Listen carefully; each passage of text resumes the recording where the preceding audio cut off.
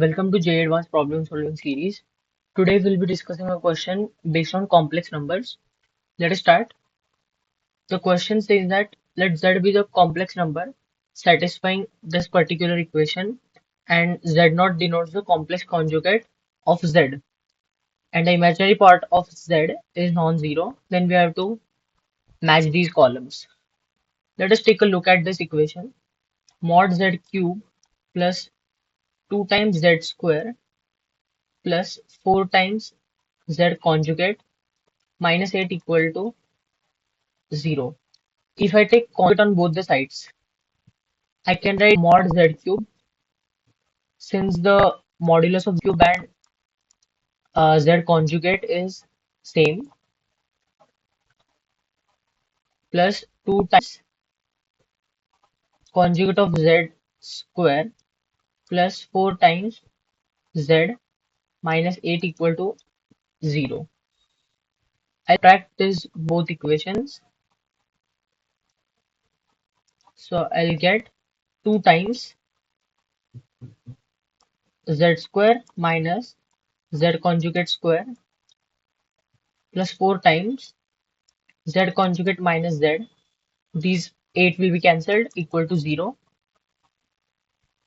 I can cancel this 2 and also I'll use a plus b into a minus b in the place of a square minus b square here.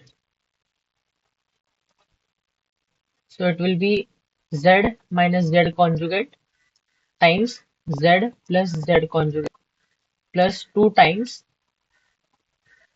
Now I'll switch these terms z minus z conjugate and I'll change this sign over here equal to 0. Now I'll take this as common. So z minus z conjugate times z plus z conjugate minus 2 equal to 0.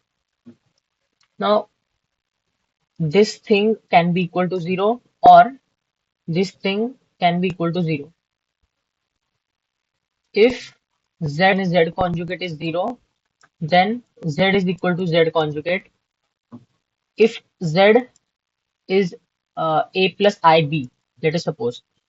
So a plus ib should be equal to z conjugate is given as a minus ib. This means that this thing implies b equal to 0. But the question says the imaginary part of z cannot be 0. Hence, our condition 1 is wrong.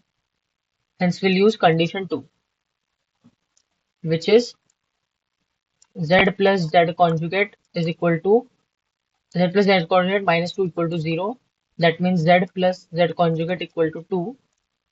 Let us substitute z as a plus ib and z conjugate as a minus ib.